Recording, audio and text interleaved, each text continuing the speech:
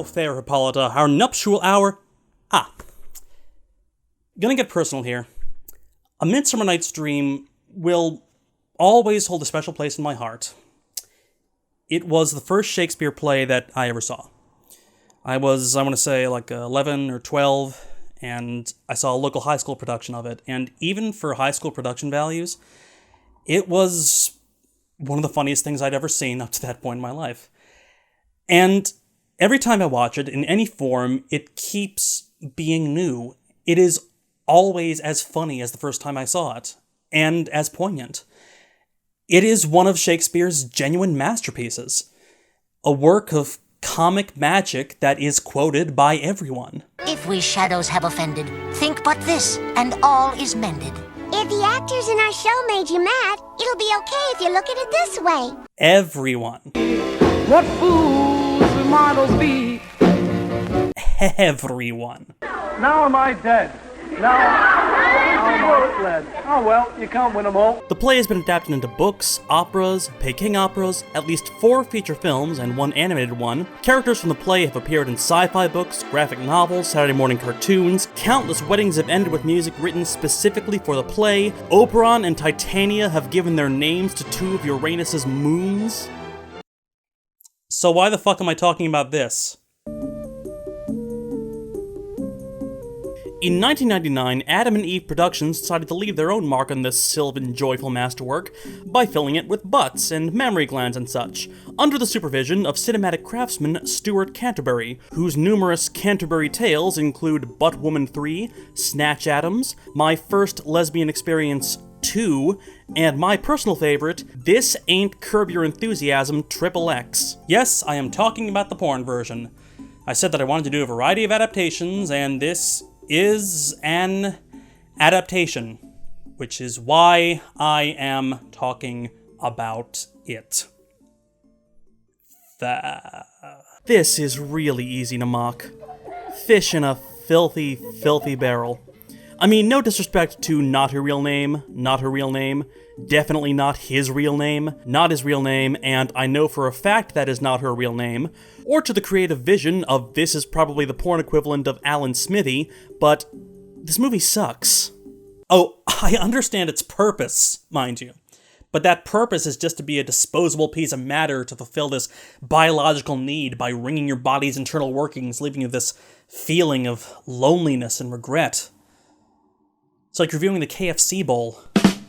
I went through 5 different fast food chains writing that joke. I don't know why I ended up on KFC, but yeah. But oh, points for efficiency. Not a minute in and they get right to a lesbian orgy. Just takes a deep breath and dives right between the legs there. Trivia time! Hey everyone! Did you know that in Shakespeare's day, all of the parts were played by men? Did you also know that the fairies in A Midsummer Night's Dream were likely played by boy actors? Young boy actors? Under the age of 10 boy actors?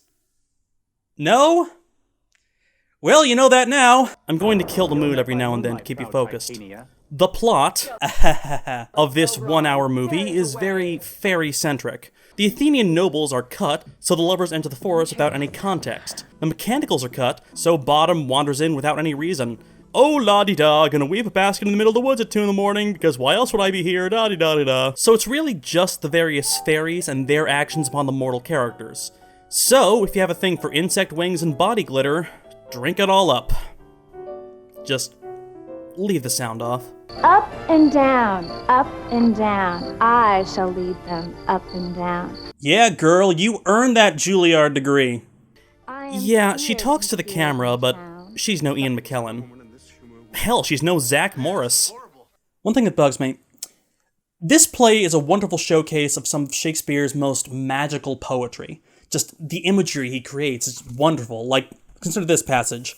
Oberon is telling Puck to fetch a magical flower, and he says, Thou rememberest since once I sat upon a promontory and heard a mermaid on a dolphin's back, uttering such dulcet and harmonious breath the rude sea grew civil at her song, and certain stars shot madly from their spheres to hear the sea maid's music.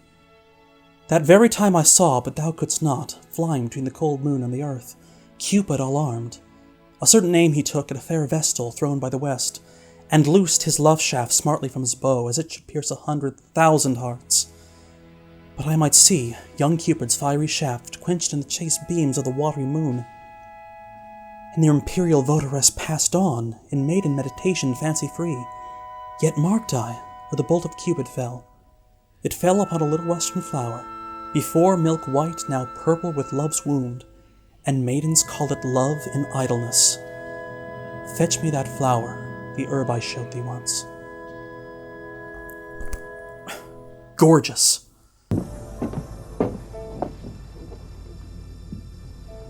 Fetch me that flower that I showed you once. Gorgeous, but totally unnecessary, apparently. Yo, Puck! Yup. You know that flower? Yup. Get it! Okay. Poetry!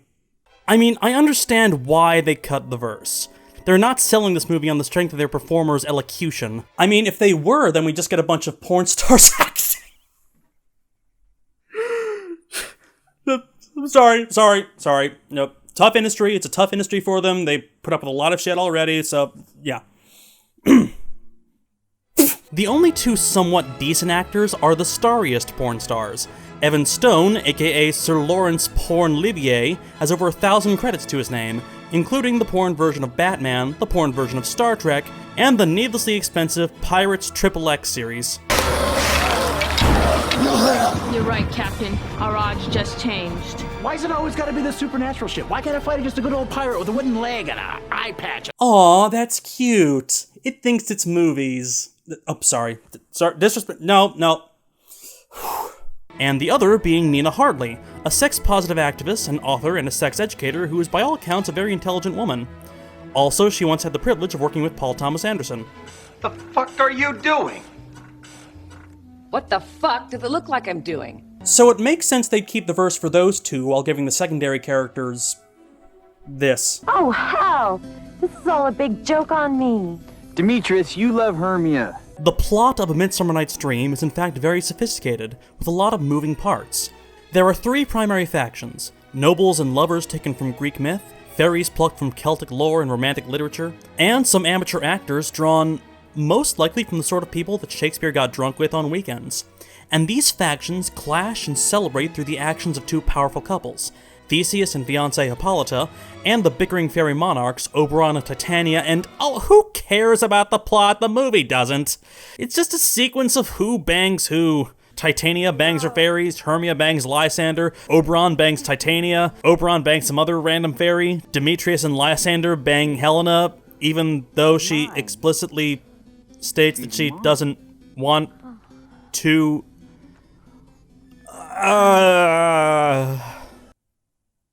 What the fuck? And of course, Titania bangs Bottom, who has the head of an... Ah! It's not a donkey, that's an urukai! Oh, angel, awake me from my flowery bed. Kill it before it gets to Helm's Deep! So I'm basically saying... well, it's a porn movie. Everything... plot, dialogue, everything is an excuse to lead one person's genitals to another person's genitals. The plot is simply a skeleton to hang tits on. The text is ignored just to get from bed to bed, and the scenes last long enough to allow finishing, and then another scene starts. But I'm including this movie for a reason, tying back to my larger theme, the gradient of director-text relationships. Selling the text, delivering the text, interpreting the text, reworking the text, and now exploiting the text into a form which makes absolutely no narrative sense. So, we're supposed to be aroused by this film? There's a weapons-grade erection killer. What kind of sick fuck gets turned on watching a guy fuck a donkey? So, easy pot shots at cheap porn aside, of all of Shakespeare's plays, why Rule 34 this one? Well, with the many characters, there are plenty of potential pairings, and fairies as creatures have plenty of erotic ties, but just looking at the text, A Midsummer Night's Dream can be done quite celibately, focusing on the magical elements and the farcical elements while downplaying the erotic elements. And yes, while the play is all about people falling in love wildly and madly and irrationally, no one actually has sex in the play. The Athenian lovers spend all their time chasing each other and no time spent actually with each other, and the bottom Titania pairing is more chaste than people realize. She expresses her love not sexually, but submissively, waiting on him, serving him, doting on him, and when they lie down into bed, she kisses not his lips, but his long, throbbing ears. His ears! And yes, these fairies were young boys. Bottom refers to Moth, Cobweb, Peace Blossom, and Mustard Seed as good masters and good monsieurs, talking to them like one might entertain a servant, not a concubine. And it's easy to picture the scene of a smitten Titania stroking the ears of an absurd donkey man while surrounded by winged cherubs, and it's kind of cute. Innocent, even. Then again, some of Shakespeare's dirtiest jokes come from this play, like the opening line, the first line of the play. Theseus walks in and says, now fair Hippolyta, our nuptial hour draws on apace, for happy days bring another moon. But oh, methinks how slow this old moon wanes, she lingers my desires, like to a stepdame or a dowager, long withering out a young man's revenue. That's a dick joke. No, seriously, think about it. Like, he's talking about getting ready for his wedding, and he's complaining about, how slow this old moon wanes, and he's talking about, lingering in his desires and long withering without a young man's tough crowd. But really, there are all sorts of little winks here. This is, after all, a play about a magical love drug. One that was created, if you remember, when young Cupid's fiery penis was quenched in the chaste beams of the watery vagina, and the play ends with no less than 3 marriages, which are consummated as the fairies declare that they shall go from bed to bed, blessing each one. And of course, the guy named Bottom gets the head of an ass.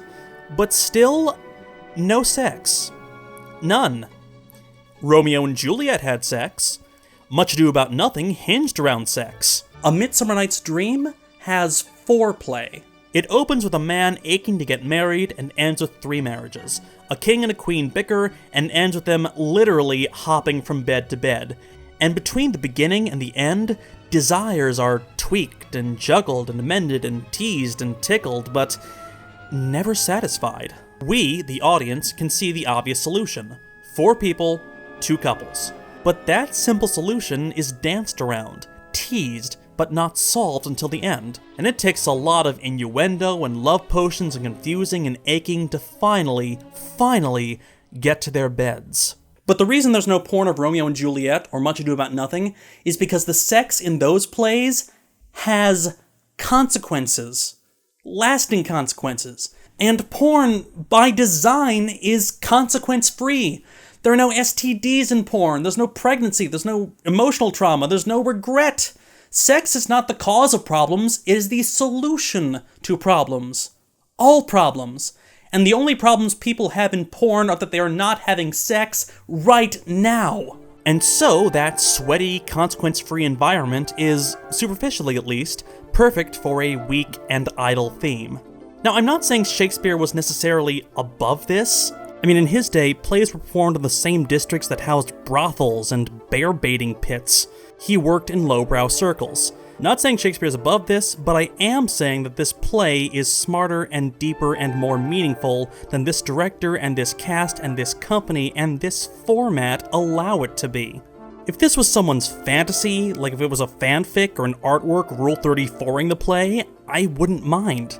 I won't deny any individual their harmless little fantasies, but here it's rung through the porn industry standard, leeching all joy and merriment and humor out of a masterpiece, leaving this sticky husk of embarrassment. In short, I demand better porn. We shadows have offended. Think but this and all is mended.